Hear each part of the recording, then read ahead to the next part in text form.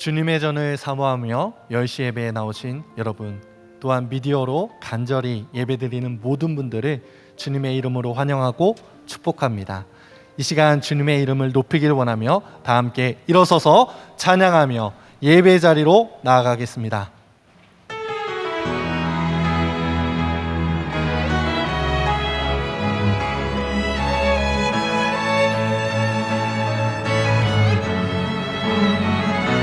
하나님의 꿈이 나의 비전이 되고 예수님의 성품이 나의 인격이 되고 성령님의 권능이 나의 능력이 되길 원하고 바라고 기도합니다. 하나님의 꿈이 나의 비전이 되고 예수님의 성품이 나의 인격이 되고 성령님의 권능이 나의 능력이 되길 원하고 바라고 기도합니다. 예배합니다. 찬양합니다. 주님만 날 다스리소서. 예배합니다. 찬양합니다.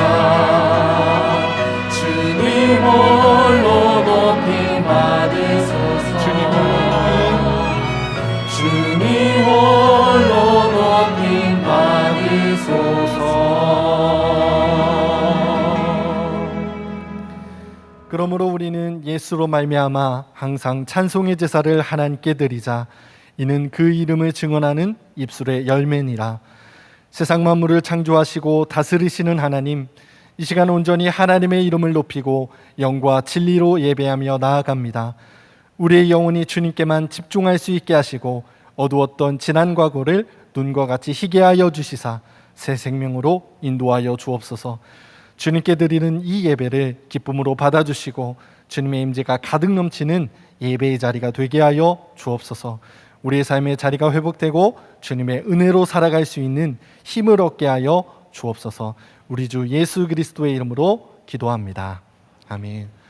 다 함께 교독문 60번 시편 139편을 교독하겠습니다. 여호와여, 주께서 나를 살펴보셨으므로 나를 아시나이다.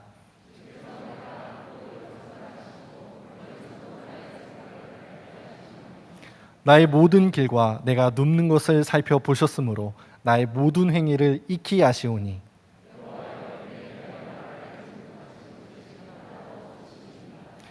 내가 주의 영을 떠나 어디로 가며 주의 앞에서 어디로 피하리이까.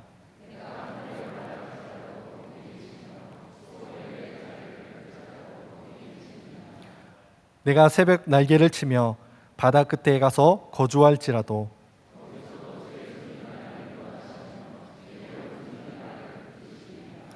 하나님이여, 나를 살피사 내 마음을 아시며 나를 시험하사 내 뜻을 아옵소서.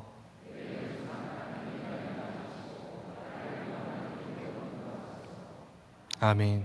다 함께 앉으셔서 주님의 마음을 알기 원합니다. 주님께서 걸어가신 그 길을 걸어가길 소망합니다. 함께 고백하며 찬양하겠습니다.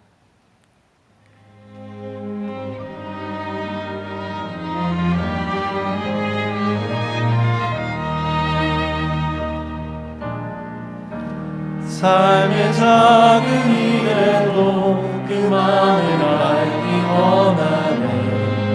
그 좁은 길로 가기 원해. 나의 자기를 알고 그분의 불신을 알며 소망 깊은 길로 가기 원하네. 삶의 작은 일에도 그 마음을 알기 원하네. 그 좁은 길로 가기 원해. 나의 작음을 알고 그분의 크심을 알며 소망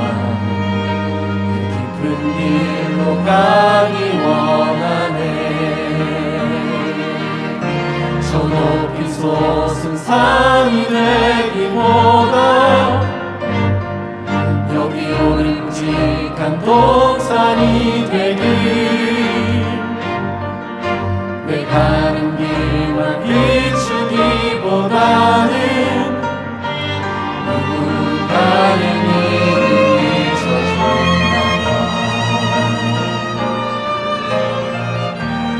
내가 노래하듯이 또 내가 얘기하듯이 살기 난 그렇게 죽기 원하네 삶의 한 절이라도 그분을 닮기 원하네 사랑 그 높은 길로 가기 원하네 저 높이 솟은 저 높이 솟은 산이 되기보다 여기 오름직한 동산이 되길 내 가는 길만 비추기보다는 누군가의 길을 비춰준다면 내가 노래하듯이 또 내가 얘기하듯이 살기 난 그렇게 죽기 원하네 삶의 한 절이라도 그분을 닮기 원하네 사랑 그 높은 길로 가기 원하네 좁은 길로 그 좁은 길로 가기 원하네 그 깊은 길로 가기 원하네 다 함께 기도하겠습니다. 천지를 창조하시고 만물을 주관하여 주시는 하나님, 우리와 늘 동행하여 주시고 때를 따라 이른 비와 늦은 비를 허락하여 주시니 감사드립니다. 각자의 예배 초소마다 주님의 크신 은혜와 성령의 단비를 허락하여 주옵소서. 이 시간 주님의 이름만을 높이며 예배하며 나아가오니 온전히 주님만이 드높여지는 시간 되게 하여 주시옵소서. 삶을 살아가며 주님의 눈으로 바라보지 못하고 나의 눈으로 세상을 바라보며 주님보다 앞섰던 우리를 긍휼히 여겨 주시옵소서. 죄악된 모습을 버리고 주님께 자백하며 나아가오니 죄가 주홍 같을지라도 눈과 같이 희게 하여 주옵소서. 주님, 코로나19로 어려운 삶을 살고 있습니다. 지치고 무너진 심령들 가운데 위로하여 주시고 주님의 의로운 오른손으로 붙잡아 주옵소서. 고난의 기간에 믿음을 잃지 않게 하시고 온전히 주님만을 더욱 의지하여 견고한 믿음의 자녀들이 될 수 있도록 인도하여 주옵소서. 오늘 담임 목사님을 통하여 선포되어지는 말씀을 통해 우리의 심령이 변화되고 삶의 자리가 생명의 빛으로 환히 비춰지길 소망합니다. 주님께서 주신 소명을 다시 한번 발견하게 하시고 주님께서 기뻐하시는 삶을 살도록 인도하여 주옵소서.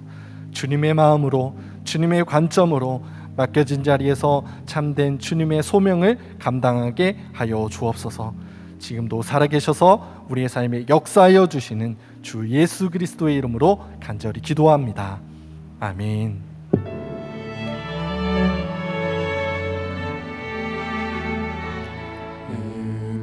은혜로우신 하나님 자비로우신 하나님 간절한 기도 들으시고 주의 뜻 이루소서.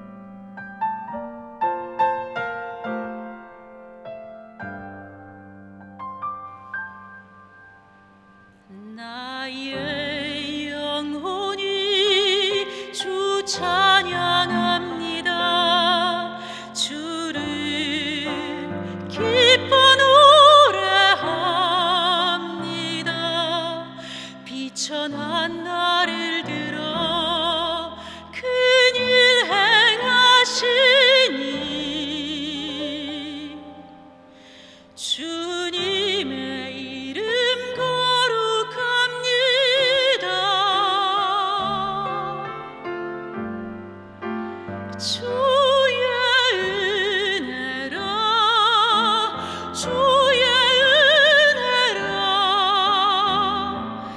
연약한 나를 세워 영광 보게 하시니 말로 할 수 없도다 놀라운 사랑 나 순종하리라 주의 뜻대로.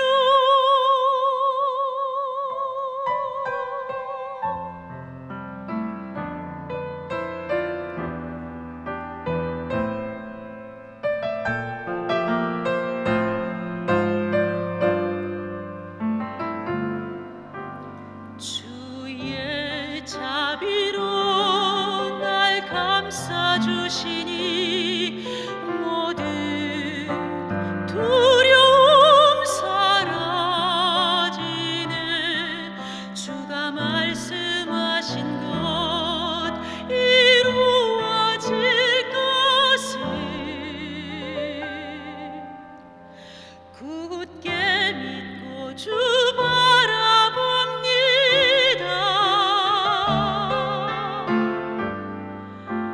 주의 은혜라 주의 은혜라 연약한 나를 들어 영광 보게 하시니 말로 할 수 없도다 놀라운 사랑 나 순종하리라 주의 뜻대로. 그 사랑 끝이 없으며 그 능력이 완전하시니 나의 평생에 주를 높이리 세상 끝까지 주만 따르리.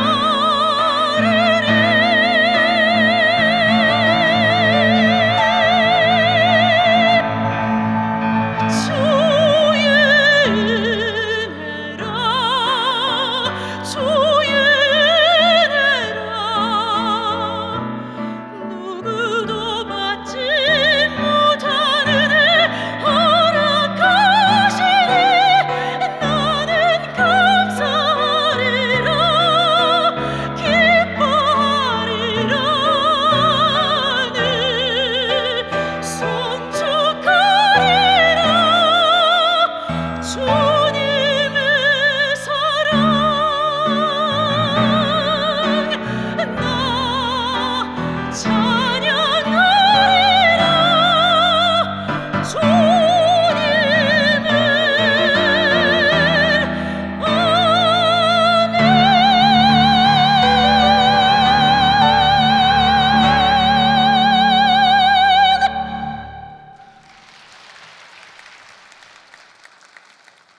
주님을 오늘 우리에게 주시는 하나님의 말씀은 마태복음 25장 31절에서 46절입니다.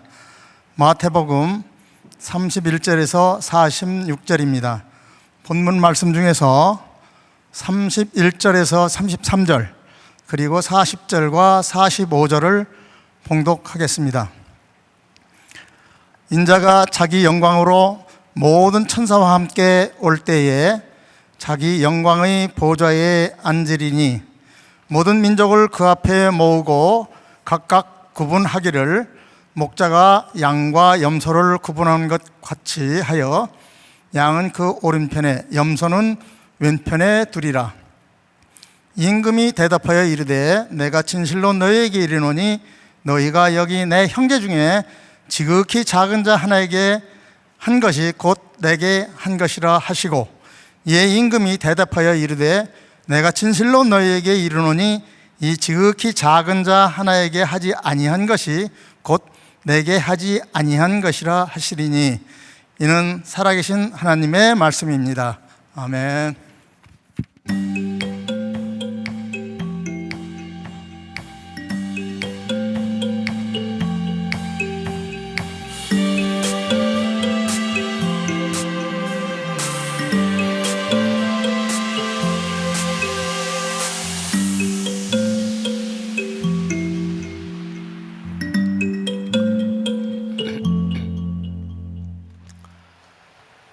오늘 주일 예배 함께 하신 여러분들 한 사람 한 사람을 주님의 이름으로 사랑하고 축복합니다.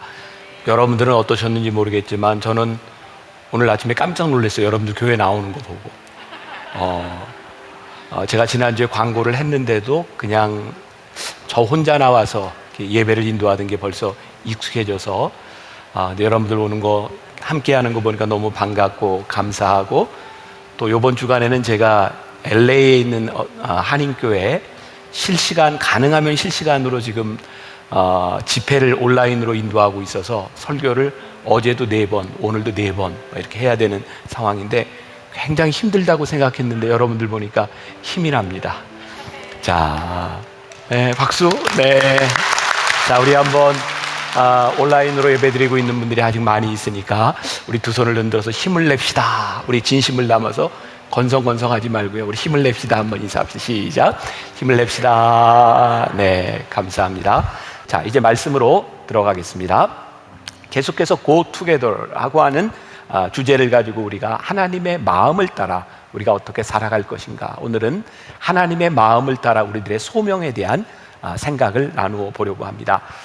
그동안 제가 참 무거운 말씀들을 많이 드렸습니다. 그래서 오늘 말씀은 조금 가볍게, 이 가볍게라고 하는 말은 여러분들이 편안하게 말씀을 들으면서 그냥 말씀에 반응할 수 있도록 제가 좀 쉽게 풀어가려고 하니까 여러분들이 무장을 다 해제하시고, 잘하는 얘기 아니에요. 잘 듣고 여러분들이 말씀에 반응했으면 좋을 것 같습니다. 하나님의 마음을 알고 왜 성경이 우리들에게 이 말씀을 하고 있는가, 그 이유를 아는 것은 참 중요하다는 생각을 합니다. 왜 하나님께서 이 말씀을 하고 계실까? 자, 오늘 제가 여러분들과 함께 나누려고 하는 이 본문 말씀, 마태복음 25장 이 말씀은 여러분들이 잘 알고 있는 말씀이에요. 양과 염소에 대한 이야기고요. 목자가 양은 오른쪽에 염소는 왼쪽에 마지막 때에 이렇게 우리를 나눌 것이다 라고 하는 말씀입니다. 자, 오늘 읽었던 31절부터 33절까지 말씀을 같이 한번 보겠습니다. 다 같이 한 목소리로 시작. 인자가 자기 영광으로 모든 천사와 함께 올 때에 자기 영광의 보좌에 앉으리니 모든 민족을 그 앞에 모으고 각각 구분하기를 목자가 양과 염소를 구분하는 것 같이 하여 양은 오른편에 염소는 왼편에 두리라. 자, 여기서 우리는 요 하나의 의문점을 가지고 이 말씀을 함께 보려고 해요. 왜 양을 오른편에 염소를 왼편에 두었는가? 오늘 말씀을 좀 흥미롭게 우리들이 볼 수 있다고 생각하는 것은 기존에 우리들이 가지고 있던 생각과는 조금 다르게 이렇게 구분이 되었다는 것을 우리들이 오늘 발견하게 될 거예요. 제가 지난주인가 지지난주인가 저희 동산지기들과 함께 대만에 고궁박물관을 갔던 이야기를 잠깐 드렸었죠. 그때 한 동산지기 이야기도 했었고 기억나세요? 네, 제가 프라이버시 때문에 이름은 안 밝혔죠. 네, 그 고궁박물관에 갔을 때 제가 참 인상적인 부분들이 많이 있었는데, 그 안내를 하던 가이드가 진짜 제가 만나봤던 사람 중에 정말 최고의 가이드였어요. 너무 설명을 잘해줬는데, 그때 고궁박물관에 갔을 때 그 중국의 많은 조각품들, 그림, 이게 작품들을 보면서 저에게 그런 이야기를 하더라고요. 그 시대의 생각으로 돌아가서 이 작품을 봐야 이것이 의미가 있을 수 있습니다. 그때 비사라고 하는 작품을 설명을 해줬는데, 그림을 먼저 한번 보시죠. 자, 저기 보세요. 이 비사라고 하는 것은 사자의 몸통을 하고 있고요, 용의 얼굴을 하고 있고, 봉황의 날개를 달고 기린의 꼬리를 가진 형상입니다. 이 중국 사람들이 굉장히 상스럽게 생각하는 동물이 비사랍니다. 전설에 의하면 이 비사를 옥황상제가 굉장히 사랑하고 귀여워해줬답니다. 그런데 이놈이 귀염을 받는데 아무데나 가는 데마다 이게 대변을 보는 거예요. 그래서 옥황상제가 이 비사의 엉덩이를 딱 치는 순간 항문이 닫혔어요. 너무 심각하게 들으세요 지금. 그래서 그 다음부터는 먹기는 먹는데 배설을 하지 못하는 게 되었어요. 근데 중국 사람들의 생각에 이 비사가 먹기만 하고 배설을 하지 못하니까 어떤 생각을 했냐면 물질을 모으고 나가지는 않으니 부자가 된다, 이런 개념을 가지고 있었던 거죠. 여러분들 혹시 저희 세대만 해도 기억하는데 젊은 사람들은 잘 모를 거예요. 예전에는 이사를 하면 이사 가는 집에 선물을 성냥을 이렇게 했던 거 기억하시죠?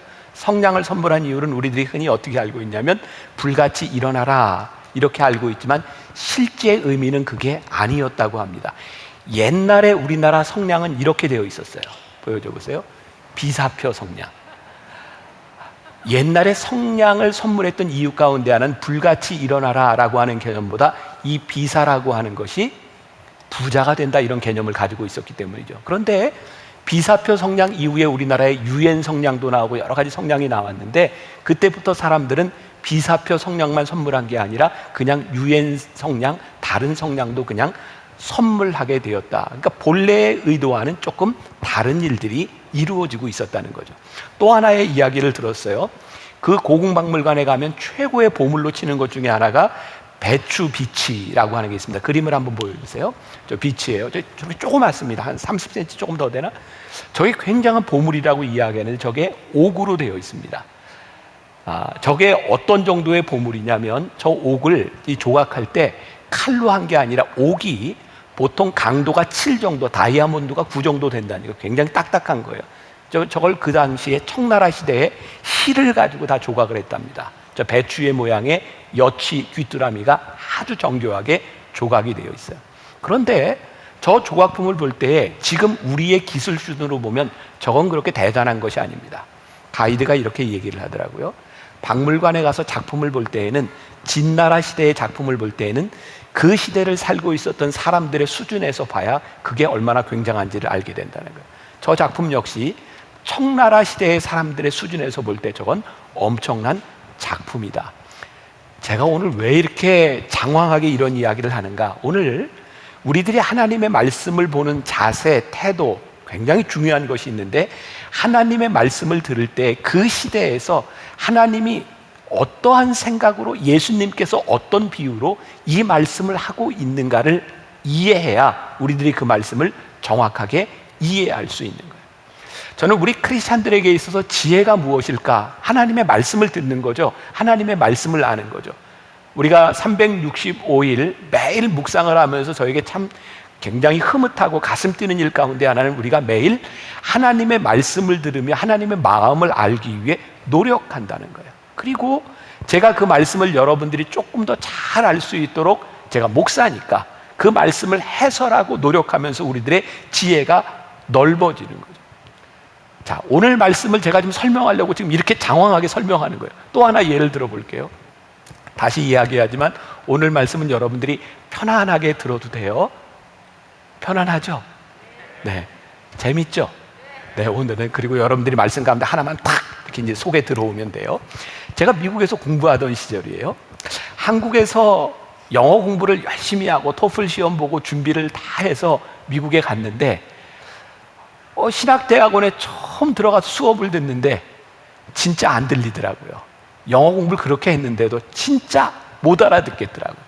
그런데 저에게 문제는 뭐였냐면 제가 93년도에 유학을 갔는데 그 당시에 한국은 미국 사람들에게 88년 올림픽 이후에 잘 사는 나라라고 하는 인식들이 많이 들어와 있었어요. 그래서 그 전까지는 한국 학생들에게 주는 그랜트라고 하는 이름으로 주는 장학금이 있었는데 제가 간 그 무렵에는 학교에서 한국 사람들에게 주는 그랜트라고 하는 장학금들이 다 끊어진 상태였어요. 그리고 이렇게 얘기를 하더라고요. 이제 한국 사람이 너희들도 미국 사람들과 똑같이 실력으로 승부해서 장학금을 받으면 된다고. 저는 아이 둘을 데리고 결혼하고 아내와 함께 유학을 갔는데 이게 먹고 사는 게 당장 문제인 거예요. 제가 가끔 이야기하지만 돌아가신 저희 아버님이 제가 유학 가 있을 때 생활비나 학비를 보내주시지 않았으니까 제가 돈을 벌어서 학교를 다녀야 되는 상황이었어요. 장학금을 받아야 되는데.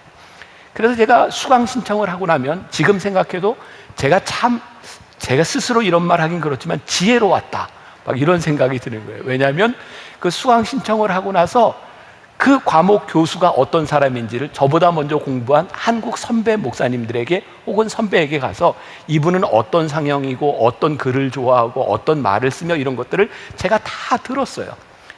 그리고 뭐 대학원 과정은 시험 보는 게 아니라 페이퍼를 주로 쓰는데 그분이 잘 쓰는 용어, 그분이 좋아하는 단어들을 중심으로 페이퍼를 이렇게 썼는데 놀랍게도 이렇게 피드백을 받아보면 그 페이퍼에 그 교수님이 빨간 글씨로 영어로 HUMN 이렇게 이러면서 느낌표를 주면서 점수를 굉장히 잘 줬어요. 여러분들이 믿을지 모르겠지만 제가 대학원 과정에 거의 올 A를 받고 공부를 하고 장학금도 받고 그렇게 유학생을 했거든요. 제가 참 지혜로웠다 스스로 자화자찬을 하는 거예요.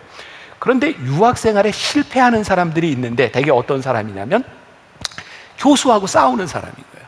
그러니까 공부를 하는데 이런 얘기를 하면 이건 내 소신인데, 제가 속으로 그런 생각을 합니다. 왜 그 소신을 가지고 소신이 다른 교수 밑에 가서 공부를 해요? 소신과 맞는 교수에게 가서 공부를 하지. 그리고 제가 후배들에게는 이런 조언을 합니다. 학위를 받는다고 하는 것은 학문의 완성이 아니니 학위를 받을 과정에는 교수에게 잘 마치세요. 그리고 학위를 받은 다음에 자기 공부를 시작하세요. 어떻게 생각하세요? 제가 참 지혜롭다는 생각이 들지 않으세요? 네. 자, 오늘 이제 말씀을 이렇게 이제 적용을 해보려고 하는 거예요. 우리들의 신앙에 진짜 지혜로운 것이 무엇일까요? 하나님의 마음을 알고 신앙생활을 하지 않으면 우리는 참 미련한 신앙생활이 될 수 있어요. 하나님께서 왜 이 말씀을, 왜 이 단어를, 왜 이 양과 염소를 비교해서 이야기하고 있는가, 그 진의를 우리들이 알 때에 이 말씀이 우리들 속에서 잘 적용될 수 있는 거죠. 자, 이제 오늘 이제 본론으로 들어가려고 합니다. 왜 오른편의 양을, 왜 왼편의 염소를, 그 기준은 무엇이었을까? 자, 우리가 읽었던 본문 말씀 제가 다시 한번 읽어드려요. 인자가 자기 영광으로 모든 천사와 함께 올 때에 자기 영광의 보좌에 앉으리니 모든 민족을 그 앞에 모으고 각각 구분하기를 목자가 양과 염소를 구분하는 것 같이 하여 양은 오른편에 염소는 왼편에 두리라. 목자가 양과 염소를 구분하는 것처럼, 그러면 목자가 이 양과 염소를 구분하는 이유가 있을 것이다, 그 말 아니에요? 우리가 이제 그걸 알아야 되는 거죠. 자, 왜 양을 오른편에 염소를 왼편에 두었을까? 하나님께서 목자가 양과 염소를 구분하는 것처럼 구분하신다면 마지막 때에 어떤 사람을 오른편에 둘 것이며 어떤 사람을 왼편에 둘 것인가, 이것을 우리들이 알아야 되는 거죠. 성경에서 오른쪽이라고 하는 것은 되게 그 좋은 의미를 가지고 있고 왼쪽이라고 하는 것은 늘 bad, 나쁘다라고 하는 의미를 가지고 있으니까 분명히 오른쪽은 좋은 것이고 왼쪽은 나쁜 것이에요. 그러면 양의 좋은 것은 무엇이고 염소의 나쁜 것은 무엇인지를 우리들이 분명히 알아야 되는 거죠. 자, 35절부터 36절까지 말씀입니다. 제가 봉독할게요. 내가 줄일 때에 너희가 먹을 것을 주었고 목마를 때에 마시게 하였고 나그네 되었을 때에 영접하였고 헐벗을 때에 옷을 입혔고 병들었을 때에 돌보았고 옥에 갇혔을 때에 와서 보았느니라. 그 사람을 오른쪽에 두시겠다는 거예요. 그런데 40절에 가서 보니까 임금이 대답하여 이르시되 내가 진실로 너희에게 이르노니 너희가 여기 내 형제 중에 지극히 작은 자 하나에게 한 것이 곧 내게 한 것이니라 하고, 오른쪽에 두시면서 뭐라고 말씀하냐면 네가 나를 목마를 때 헐벗을 때 나를 돌봐줬어. 그런데 오른쪽에 택함을 받은 사람은 그걸 모르는 거예요. 내가 언제 그랬어요? 근데 임금이 뭐라고 얘기해요? 네가 지극히 작은 자에게 한 것이 바로 나에게 한 것이다. 그리고 오른쪽에 세운 거예요. 자, 반대로 42절부터 43절 똑같은 말씀이 이제 대꾸처럼 나오고 있죠. 내가 줄일 때에 너희가 먹을 것을 주지 아니하였고 목마를 때에 마시게 하지 아니하였고 나그네 되었을 때에 영접하지 아니하였고 헐벗을 때에 옷 입히지 아니하였고 병들었을 때와 옥에 갇혔을 때에 돌보지 아니하였느라 하시니. 그리고 45절에 이에 임금이 대답하여 이르되 내가 진실로 너희에게 이르노니 이 지극히 작은 자 하나에게 하지 아니한 것이 곧 내게 하지 아니한 것이라 하시니라 하고 왼쪽에 염소를 구분해 놓는 자리에 그 사람들을 놓으셨어요. 자, 이제 여기에서 우리들에게 이런 의문이 드는 거예요. 왜 형제 중 지극히 작은 자에게 선행을 베푼 자들을 양에 비유했고 왜 나그네와 헐벗은 자를 돌보지 않은 자들을 염소에 비유했을까? 이것이 풀려야 이 말씀을 우리들이 제대로 알 수 있는 거예요. 흥미진진? 네, 이거 이제 풀어가는 거예요. 이렇게 모아서 잘 가세요. 이거 지금 제대로 하고 있는지가 모르겠네. 네, 잘 오고 있는 거죠? 네, 여기까지. 네, 자, 말씀을 준비하면서 흥미로운 사실을 하나 발견하게 되었어요. 저에게 있어서. 선과 악의 기준이 하나님께서 마지막 때에 오른쪽과 왼쪽의 사람들을 구분하는 선과 악에 대한 기준이 우리들이 가지고 있는 상식과는 조금 다르다는 것이었어요. 그리고 제가 이제 설명을 하겠지만 객관적인 기준에서 볼 때 양보다 염소가 훨씬 낫습니다. 제가 이제 이거 설명하려고 하는 거예요. 객관적으로 우리들의 기준으로 볼 때 염소는 양보다 훨씬 더 나은 점이 많이 있는데 왜 마지막 때의 임금은 이렇게 분리를 했을까? 이스라엘에 가면 아주 흥미로운 것들을 발견하게 돼요. 지금 이제 우리가 코로나19로 인해서 해외여행들을 다 이렇게 못 가게 되었는데 저는 이제 이스라엘을 우리 교인들과 함께 성지순례를 다니면서 늘 마음에 어떤 생각을 하냐면 우리 교인들이 평생에 한 번쯤 성지순례를 할 수 있다면 이 성경이 우리들에게 정말 잘 들어올 수 있겠다. 제가 이스라엘을 보면서 느꼈던 것 중에 하나. 지금은 이렇게 현대화되어 있는 이 상황 가운데서 텔아비브라고 하는 큰 도시도 생기고 예루살렘도 신예루살렘, 구예루살렘 이렇게 되어 있는데 예루살렘을 조금만 나와도 길거리에서 흔하게 볼 수 있는 장면이 뭐냐면 양과 염소를 치는 목자들과 베두인들을 어디서든지 만날 수 있다. 이 성경의 이야기가 바로 들어옵니다. 그런데 이스라엘 사람들은 양과 염소를 키울 때 양 3마리랑 염소 1마리 정도의 비율로 양과 염소를 키웁니다. 자, 이러한 배경은 다른 이제 구약 성경에 나오고 있는데 사무엘상 25장 2절에 보면 이런 말씀이 있어요. 마온에 한 사람이 있는데 그의 생업이 갈멜에 있고 심히 부하여 양이 3,000마리요 염소가 1,000마리이므로 그가 갈멜에서 그의 양 털을 깎고 있었으니, 자, 어떤 걸 볼 수 있어요? 양 3,000마리에 염소 1,000마리. 보통 이런 비율로 양과 염소를 함께 기르고 있는 거예요. 놀라운 사실은 이 염소가 이 양과 염소를 섞여 키우는 데 있어서 굉장히 긍정적인 역할을 하는 동물이라는 거예요.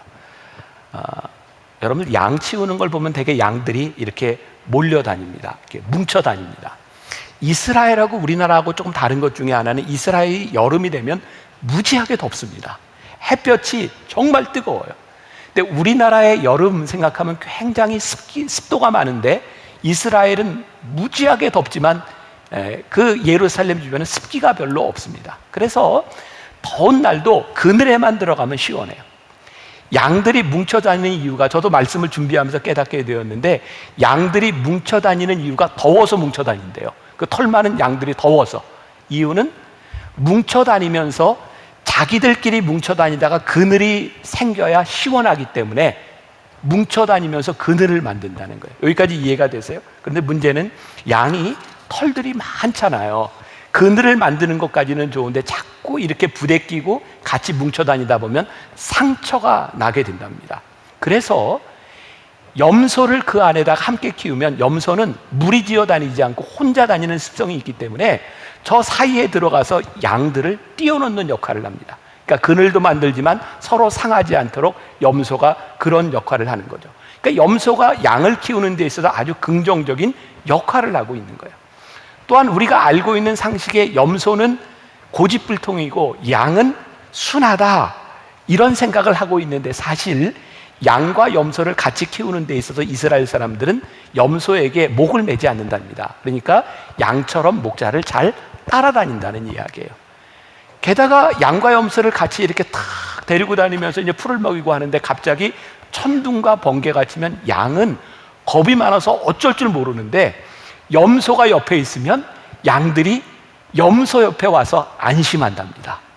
이쯤 되면 염소가 얼마나 중요한 역할을 하는지 아시겠죠? 염소는 양의 우두머리의 역할을 하는 리더십을 가지고 있는 동물이라고 해요. 그 증거가 또 예레미야 50장 8절에 보면 이런 비유로 이야기를 하고 있어요. 너희는 바벨론 가운데에서 도망하라. 갈대아 사람의 땅에서 나오라. 양떼에 앞서가는 숫 염소 같이 하라. 그러니까 이 예레미야 기자도 어떤 생각을 가지고 있어요? 그 당시에 염소는 양의 우두머리로서 리더의 역할을 하고 있다.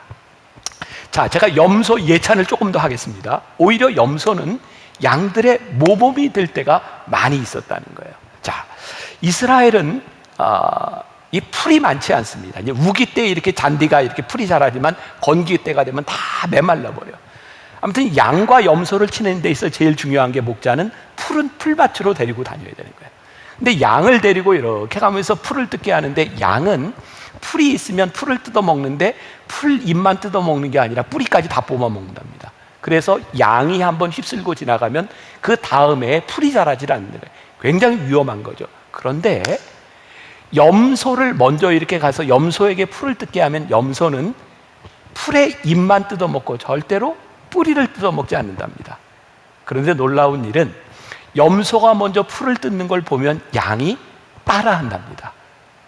와, 그러니까 염소를 먼저 이렇게 풀을 먹이게 함으로 인해서 양이 그것을 따라하게 하는 것. 이쯤 되면 염소가 거의 전지전능하지 않습니까? 굉장히 좋은 역할을 하고 있는 거예요. 또 결정적으로 하나 더 말씀을 드리자면, 이스라엘을 가보면 우리나라와 같은 이런 산들이 아니라 계곡, 골짜기 이런 데가 참 많이 있습니다. 그래서 목자가 이 풀을 뜯으러 다니는데 계곡 낭떠러지를 가야 될 경우들이 많이 있어요. 지금 보이고 있죠? 자세히 보면 저기에 양과 염소들이 가고 있는 곳이 보입니다. 이스라엘에 가면 저런 것들이 차를 타고 가다 그냥 보여요. 저 계곡을 따라, 저 절벽을 따라 길들이 저렇게 나 있어요. 근데 저 길을 내는 게 누군지 아세요? 염소입니다. 양은 절대로 혼자 저 길을 가지 못합니다. 염소가 저 길을 가야 양이 그 길을 따라 저 길들을 만들어 놓고 가게 돼 있는 거예요. 자, 여기까지 보았을 때 왜 목자는 양을 오른쪽에 두고 염소를 왼쪽에 두어서 양은 선하다라고 이야기를 하고 염소는 악하다라고 이야기를 하는지, 여기까지만 봤을 때 우리의 기준을 가지고 염소는 양보다 훨씬 더 긍정적인 점을 많이 가지고 있다는 거죠. 그런데 염소가 양보다 훨씬 이기적인 동물이라고 하는 것, 모범적이기는 하지만 염소는 양이 가지지 않은 어떤 이기성을 가지고 있다는 거예요. 목자가요, 양과 염소를 다 이렇게 치고 이제 풀을 먹이고 마지막에 집으로 들어오잖아요. 그러면 목자는 마지막에 다시 양과 염소에게 먹을 것을 준답니다. 그때 먹을 것을 줄 때 목자는 양과 염소를 딱 분리해서 준답니다. 이유는 양은 새끼 양이나 상처를 입은 양에게 먹을 것을 양보하는데 염소는 절대로 양보하지 않는답니다. 먼저 가서 먹는답니다. 오늘 말씀의 핵심은 어디에 있는가? 양보다 염소가 훨씬 더 긍정적인 면이 많이 있는데 딱 한 가지, 양은 약자에 대한 배려, 새끼에 대한 배려가 있어서 양보하는데 염소는 지극히 이기적이라고 하는 이 사실 때문에 목자는 양과 염소를 분리할 뿐만 아니라 오늘 하나님께서는 마지막에 양과 염소를 분리하는 것처럼 너희를 분리할 것이다 라고 말씀하고 있어요. 우리들이 생각하고 있는 염소가 가지고 있는 좋은 리더십, 이것이 천국에 가는 기준이 될 수 없고, 양이 그렇게 부족함에도 불구하고 하나님께서 양의 딱 한 가지 그 점을 보시고 내가 선하다라고 말씀하시는데, 그게 뭐냐면 연약하고 병든 자에게 자비를 베풀고 배려하고 사랑을 베푸는 그것 하나를 바라보면서 내가 선하다라고 말씀하고 있는 거예요. 우리가 하나님 앞에 쓰임을 받는다, 우리들이 소명을 갖는다, 하나님이 기뻐하신다라고 하는 일의 기준은 우리들이 이 세상에서 얼마나 유능한가, 우리들이 얼마나 많은 일들을 잘하는가, 여기에 있는 것이 아니라 연약하고 약한 자를 돌보는 그 마음을 바라보시면서 하나님께서 네가 참 귀하다라고 말씀하신다는 거예요. 이 코로나19를 지나가면서 우리들이 그런 얘기를 참 많이 했죠. 이 어려움 가운데 우리는 교회의 민낯을 보았다, 우리 신앙의 모습을 보았다, 우리 마음 아픈 이야기들이 참 많이 있잖아요.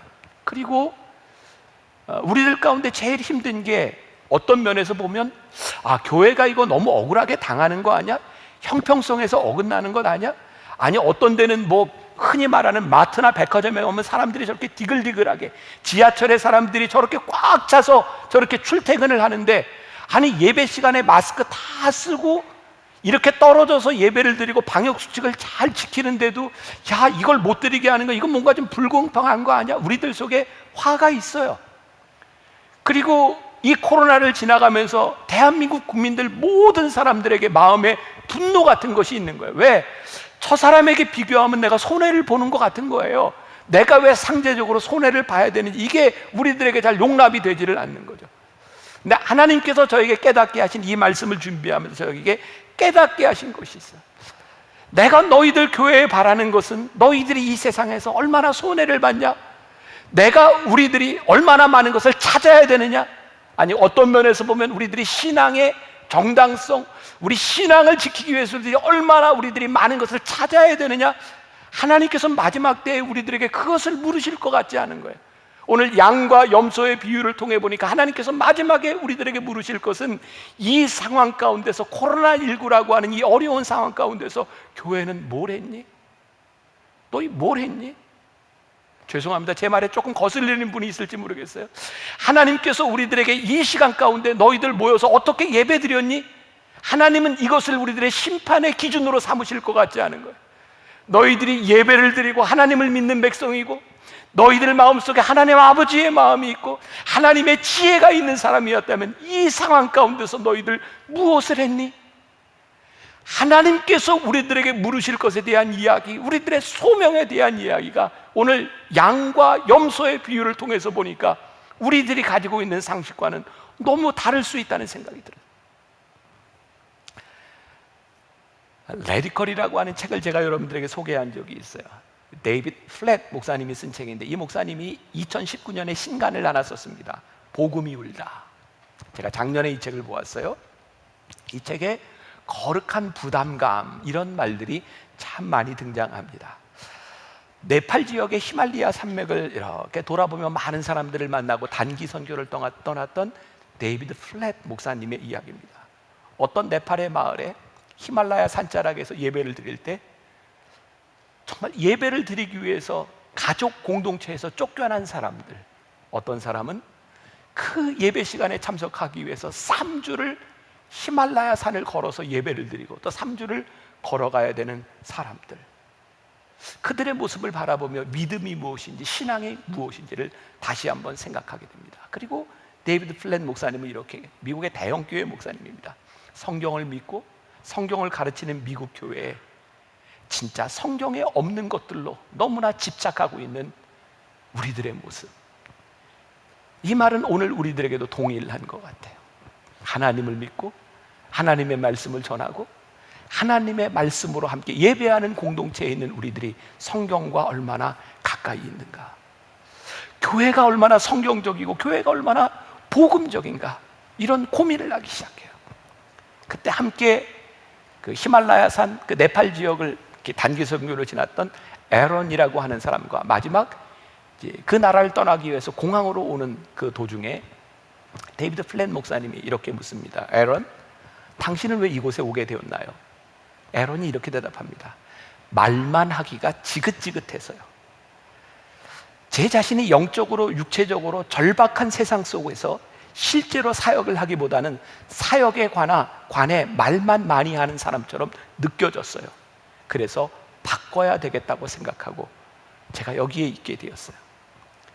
히말라야에서, 네팔 지역에서 크리스찬으로서의 민낯, 하나님 앞에 이렇게 살아가도 되는가, 자신의 모습을 마주하게 된 데이비드 플랫 목사님이 교인들에게, 그리고 이 책에서 제시하고 있는 말씀이 잠언 24장 11절부터 12절의 말씀이었어요.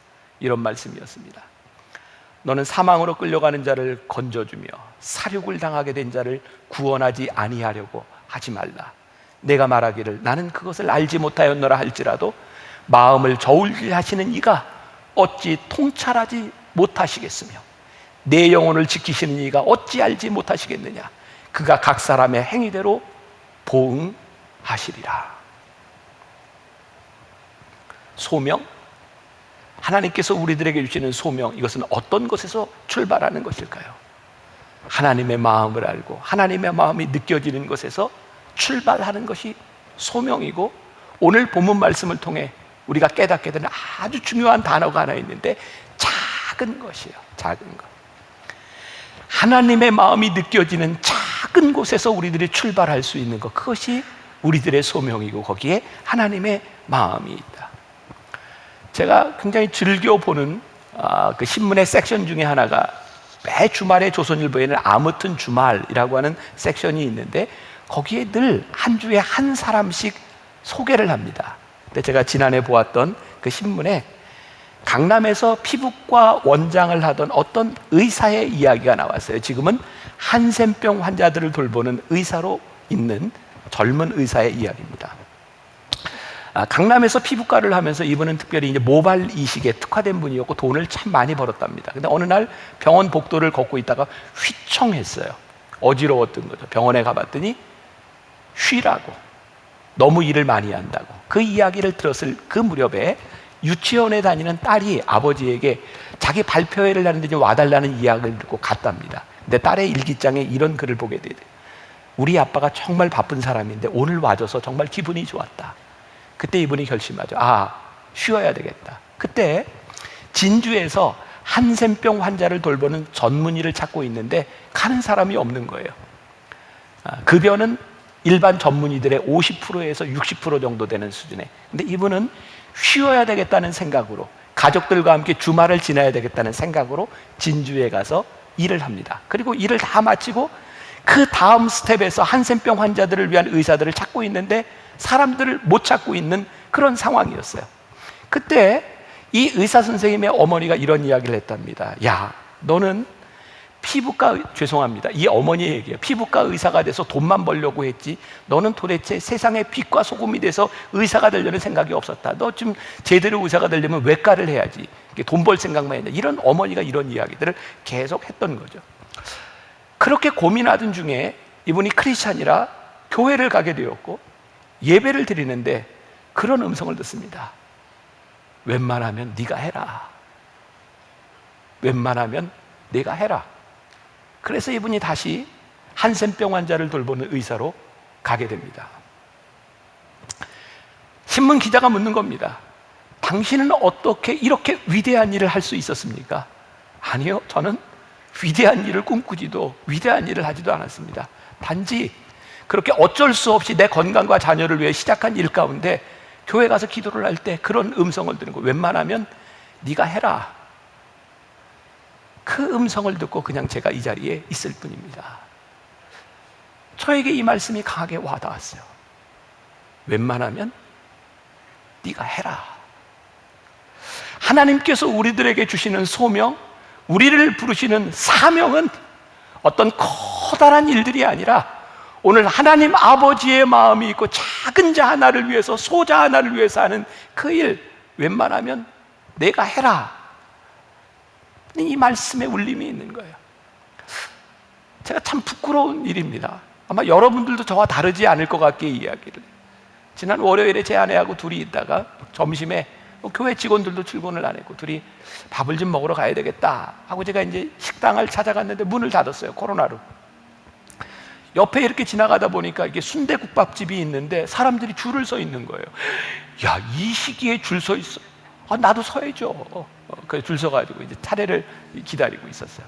한 사람 한 사람 비면 들어가고 하는데 직원이 제 뒤에 있던 그 손님을 아는 사람인 것 같아요. 막 인사를 하고 막 이러더니 아니 세상에 제 앞에서 그 뒤에 있는 사람에게 자, 요번 자리가 비면 여기로 가시고 저한테는 그 다음에 일로 가세요 하는데 제가 내가 먼저 왔는데요. 그랬더니 그 종업원이 아유 미안합니다 그러면서 저를 거기 가게 해서 거기 앉아있는 내내 제 마음이 이렇게 불편한 거예요.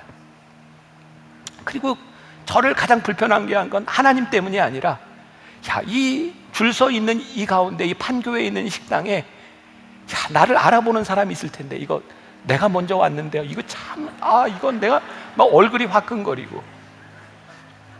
근데 그때 제 마음에 나는 이 조그만 자리 하나 손해보는 것도 나는 참지 못하고 이거 내 자리 찾아 먹어야 되는 이게 난데 이게 참 부끄럽구나.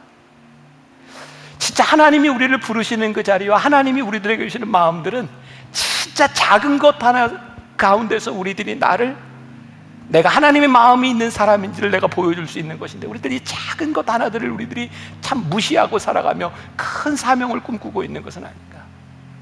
오늘 이 양과 염소의 이야기를 통해서 작은 자 그리고 오늘 여러분들에게 주시는 음성을 들었으면 좋겠어요. 웬만하면 네가 해라. 웬만하면 네가 해라. 오늘 이 말씀이 여러분들에게 소명으로 들려줄 수 있기를 주님의 이름으로 간절히 축원합니다. 자, 우리 한번 말씀을 생각하며 주님의 마음을 본받는 자 한번 찬송하면 좋겠습니다.